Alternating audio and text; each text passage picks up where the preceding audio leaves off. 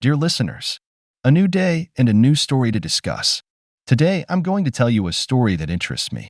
Listen and write down what you think about this situation. I'm interested in your opinions. The first time I saw Emily as an adult, it was like a scene straight out of a movie. I was 32, a bit rough around the edges, working as a mechanic with a love for classic cars. There she was, Emily, standing outside the grocery store, her hair catching the sunlight in a way that seemed almost magical. She hadn't changed much, still had that sparkle in her eyes, the one that used to light up our childhood games. Emily, I called out, half believing she was an illusion. She turned, and a look of recognition flashed across her face. Alex? Alex Johnson? Is that really you? Her voice carried the melody of pleasant surprise. We stood there for a moment, just looking at each other, letting years of separation melt away. Then, almost instinctively, we moved towards each other and embraced, a hug that felt like home. Do you remember the treehouse we built in your backyard? She asked, pulling away slightly, her eyes gleaming with nostalgia. How could I forget? We were the invincible duo, I replied, laughing. You were always the brain, and I just brought the nails and hammer. We decided to catch up over coffee. As we walked to the nearby cafe, our conversation flowed effortlessly. It was as though we were picking up right where we had left off years ago. So, you're a teacher now? I inquired, impressed. Yeah, junior high.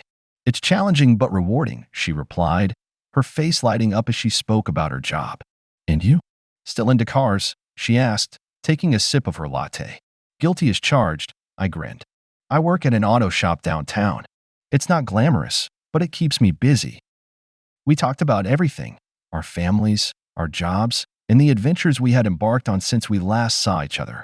Emily's stories about her travels were particularly fascinating. I found myself mesmerized by her descriptions of distant lands and cultures. What about love? Any special someone in your life? Emily asked, her eyes curious. I shook my head. Nah, just me and my cars. And you? She laughed, a sound so familiar yet so new. No one. Been focusing on my career. It was strange. Sitting there with her, it felt like the years had added layers to us. Yet the core of who we were, the kids who raced bikes and built treehouses, remained untouched. As the cafe began to empty, a comfortable silence settled between us. It was in that silence that I realized how much I had missed her presence in my life. I wanted to see her again, to continue rediscovering the friend I had lost and perhaps uncover something more. Emily, would you like to have dinner with me this Friday? I asked, feeling a mix of hope and anxiety. She smiled, that same radiant smile that had captivated me as a boy. I'd like that, Alex.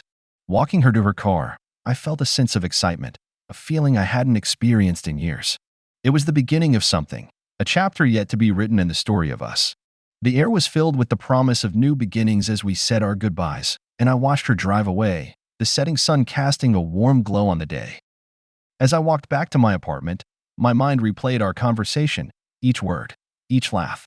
I didn't know what the future held, but one thing was clear. Emily had re-entered my life, and I wasn't about to let her slip away again. The thought brought a smile to my face, and for the first time in a long while, I felt a sense of genuine anticipation for what was to come. Life with Emily after that first reconnection felt like a dream. We married a year later in a quaint ceremony, the kind where everyone laughs and dances until their feet hurt. We were the perfect pair, her wit complementing my straightforward nature. One chilly evening, as we sat wrapped in a blanket on our porch, Emily broached the subject that had been on both our minds. Alex, what do you think about starting a family? Her eyes were hopeful, reflecting the soft glow of the porch light. I remember squeezing her hand. I've always imagined having kids, running around the house, causing chaos. My heart swelled at the thought. She leaned her head on my shoulder. Me too. I want that. With you. That conversation set in motion our journey towards parenthood. We decorated a room in anticipation, choosing soft, neutral colors. Emily would often stand in the doorway, her hand resting gently on her stomach, a smile playing on her lips. Then came the heartbreak. Just a month into our first pregnancy, Emily miscarried. I found her one morning, curled up on the bathroom floor, tears streaming down her face. Alex, I'm so sorry, she sobbed, clutching at me like I was her lifeline. Hey, it's not your fault. These things happen. We'll try again, okay? I tried to sound strong, but my voice cracked under the weight of our loss. The following months were a blur of hospital visits and quiet nights. Emily was a shadow of her usual self, her laughter replaced by a haunting silence. I missed her bright spirit, but I knew she needed time to heal. On a rainy afternoon, a few months later, Emily approached me, hope flickering in her eyes again. I'm ready to try again, Alex. I want to be a mom. I want us to be parents. Her determination reignited my hope. We'll do this together. We're a team, remember? But fate was cruel. Emily conceived again, and at 5 weeks, we were back in the hospital, facing another loss. I held her hand as the doctor explained, her grip tightening with each clinical word. Why us, Alex? Why can't we have this one thing? She cried on the way home. I was at a loss, words of comfort feeling empty in the face of our shattered dreams. I don't know, Em, but we'll get through this somehow. The nights grew longer, our conversations shorter. Emily threw herself into her work, while I tinkered in the garage, losing hours in the guts of engines. The gap between us widened, our shared dream of a family seeming more like a distant memory. I remember one evening, Emily came to me, her eyes red from crying. I feel like I'm failing you, Alex. I can't give you the family we dreamed of. Hearing her say that broke my heart. Emily, you haven't failed me. You're more than enough. We're in this together, okay? We can try again or look into other options. Whatever you need, I'm here. She nodded, but the light in her eyes had dimmed. Our conversations about children ceased, replaced by a silence too heavy to break. We were drifting, each lost in our own sea of grief and unspoken fears. As months rolled by, we tried to reclaim the ease of our earlier days, but the joy felt forced. The laughter didn't reach our eyes. We were two people bound by love yet separated by an ocean of unsaid words and unshed tears. I longed to bridge that gap, to return to the days when Emily's laughter filled our home, but I didn't know how. I watched her from across the room, her once bright eyes now reflecting a deep, unspoken sorrow. In that moment, I realized that our journey together was taking a turn, leading us down a path neither of us had foreseen. The unraveling of our marriage started subtly, like a small thread pulled from a tightly woven fabric. Emily became distant, her vibrant personality dimmed by an invisible weight. I tried to reach out to understand, but she wrapped herself in a shell of silence that I couldn't penetrate. One night, I came home from the auto shop, exhausted and covered in grease. Emily was on the couch, her eyes fixed on her phone, a faint smile playing on her lips. It was a rare sight these days. Hey, Em, who's making you smile like that? I asked, trying to keep my tone light. Just a friend from work, she replied quickly, locking her phone and setting it aside. Something in her tone set off alarms in my mind, but I pushed the thoughts away. Trust her, I told myself. Days turned into weeks, and Emily's phone became a constant companion in her hands. She started receiving messages at odd hours, her phone buzzing late into the night. I tried not to think much of it until one evening changed everything. I had just finished fixing a particularly challenging engine and was looking forward to a quiet night with Emily. As I walked through the door, I found her asleep on the couch, her phone buzzing incessantly on the table. Curiosity overcame me, and I glanced at the screen. The sender's name was just a heart emoji. My heart sank. I debated whether to wake her, but then I remembered her assurances, just a friend from work. I picked up her phone, intending to silence it, but the messages kept coming, one after another. I couldn't help myself. I opened the chat. The messages were like punches to my gut. How are you, my love? Missing you. Can't wait to hold you again. Each word tore through me, leaving a trail of disbelief and anger. Alex, what are you doing? Emily's voice, groggy from sleep, startled me. I turned to her, her phone in my hand, my voice shaking with emotion. Emily, what is this? Who is this person? She sat up, rubbing her eyes, her expression changing from confusion to fear. It's nothing, Alex. Just a friend messing around. A friend who calls you, my love, and talks about holding you. I couldn't keep the bitterness out of my voice. Emily got up, her movements hurried. Alex, you're overreacting. It's not what you think. But it was too late. The seed of doubt had been planted, watered by the intimate words I had read. We argued that night, our voices raising despite the promises we made when we first got married. Promises to never yell, to always communicate calmly. But the pain and betrayal I felt shattered all those promises. I couldn't stay in the house that night.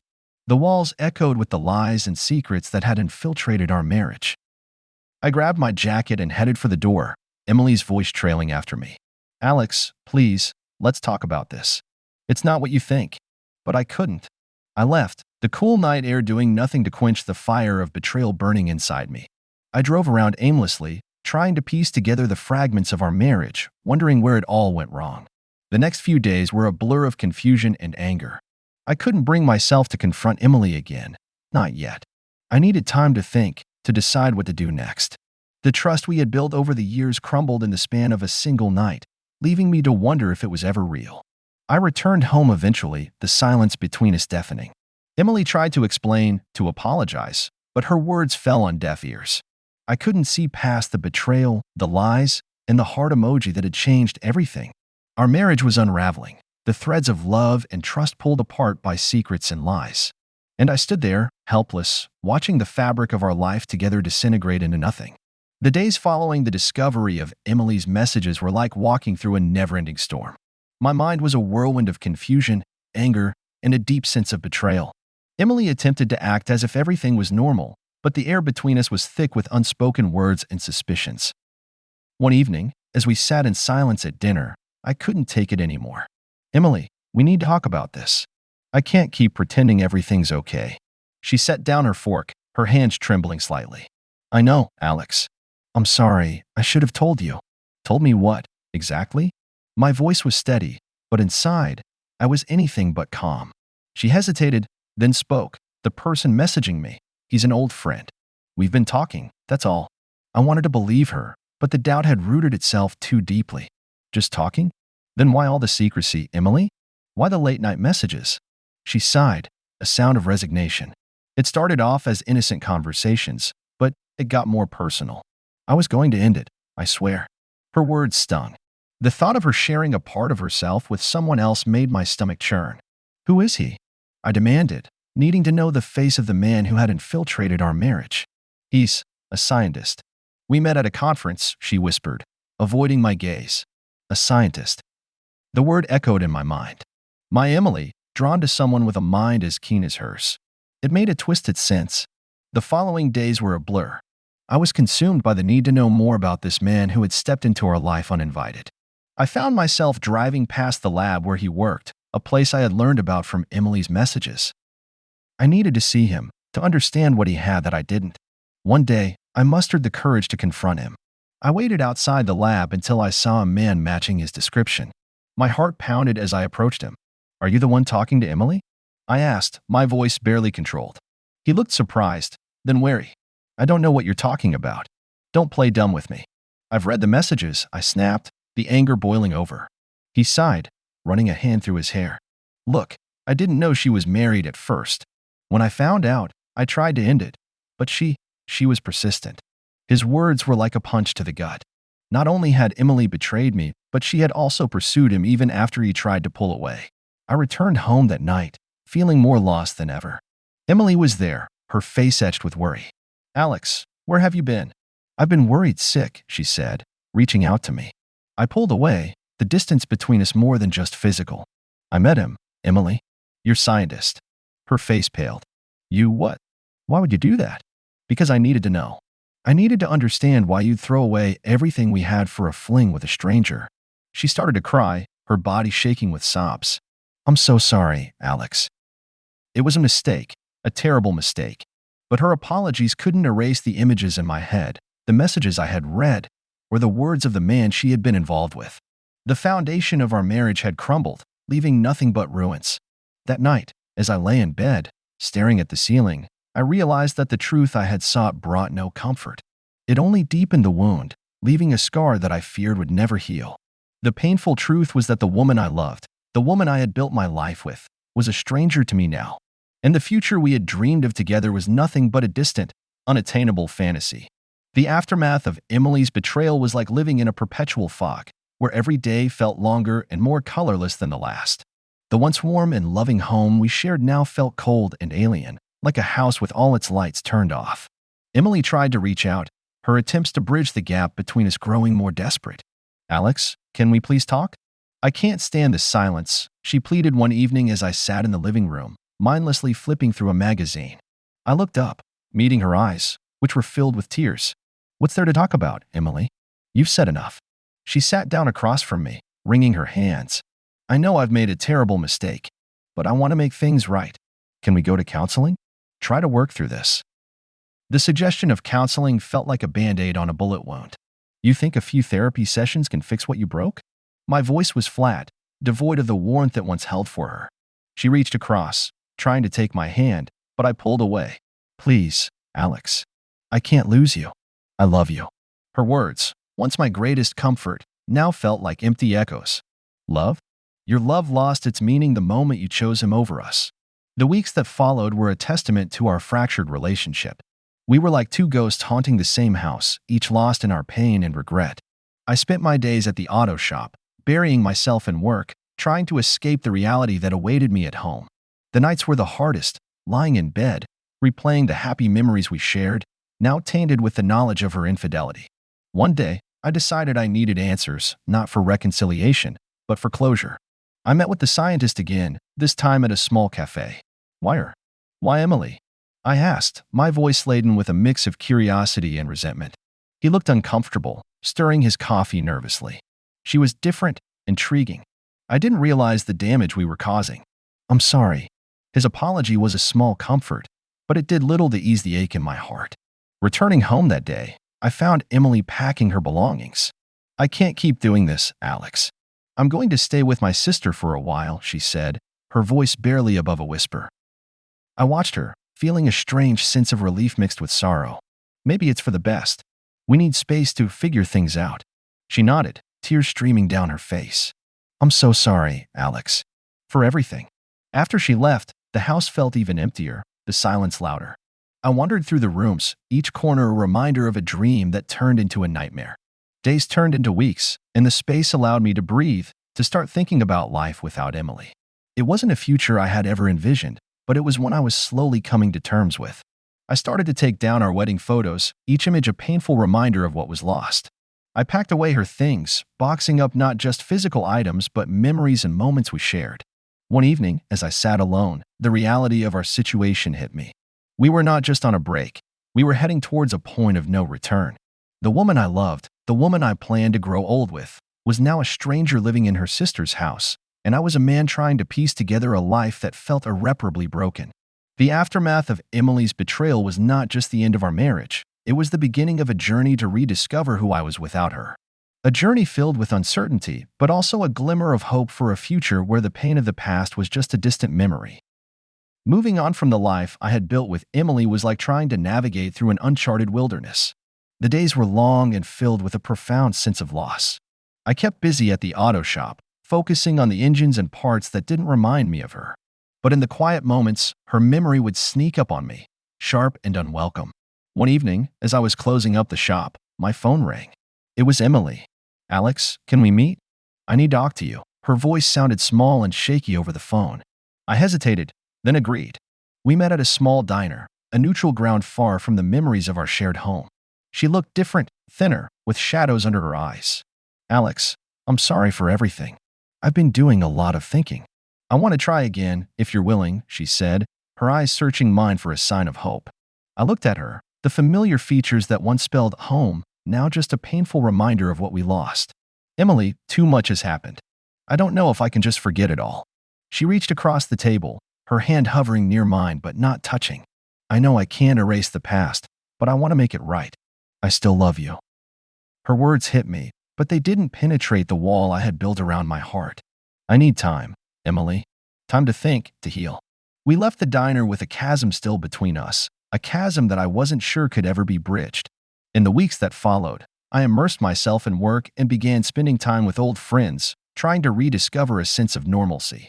My friend Mike, who I hadn't seen much since the wedding, became a regular part of my life again. Man, it's good to have you back, Mike said one night as we watched a game at his place. But you've got to start looking forward, not back. He was right. I needed to forge a new path, one that wasn't overshadowed by the ghost of my relationship with Emily. I started going out more, engaging in hobbies I had neglected. I rediscovered my love for photography, a passion Emily and I never shared. Through the lens of my camera, I saw the world in a different light, one that wasn't tainted by the pain of my past. One day, I decided to take a trip alone, a road trip to clear my head. I drove without a destination, the landscapes changing from city skylines to open fields and towering mountains. It was liberating, feeling the miles stretch between my old life and me. In a small town, I stopped at a cafe, the scent of fresh coffee and baked goods drawing me in. There, I met Anna, the owner, whose easy smile and laughter filled the room. We struck up a conversation, and for the first time in months, I felt a genuine connection with someone. Life throws us curveballs, but it's how we swing at them that counts, Anna said as she poured me another coffee. Her words resonated with me, and we spent hours talking. It was a simple, unexpected encounter, but it sparked something in me, a flicker of hope for new beginnings. As I continued my journey, I realized that moving on wasn't about forgetting the past, but learning to live with it. It was about finding joy in the present and allowing myself to hope for the future. Returning home, I felt different, like a weight had been lifted. I started rearranging the house, turning it into a space that reflected the new chapter of my life. I hung the photos I had taken on my trip, their vivid colors a stark contrast to the monochrome memories of my past with Emily. In the process of moving on, I learned that healing wasn't linear. There were days when the pain felt fresh, but there were also days filled with laughter and new memories. I wasn't the same man who Emily had married, but maybe that was okay. Maybe it was time to find out who I was without her. As I sat on my porch one evening, looking at the stars, I realized that life was a mosaic of experiences, both good and bad. Each piece, no matter how painful, played a part in shaping who I was. And as I embraced that thought, I felt ready to face whatever came next, carrying with me the lessons of the past and the hope for a future I was yet to write.